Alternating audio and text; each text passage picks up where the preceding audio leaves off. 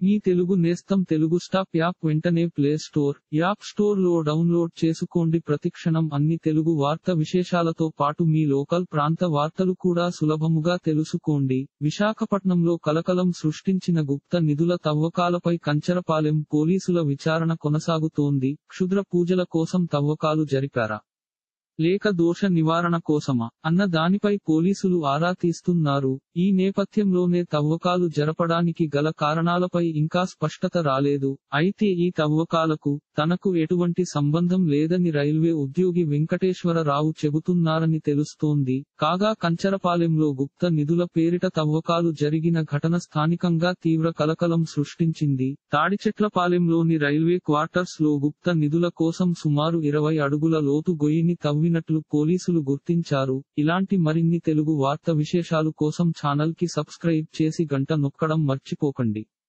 ఈ వీడియోని తోటి మిత్రులకి షేర్ చేయండి. మీ అభిప్రాయాన్ని కామెంట్ లో తెలపండి.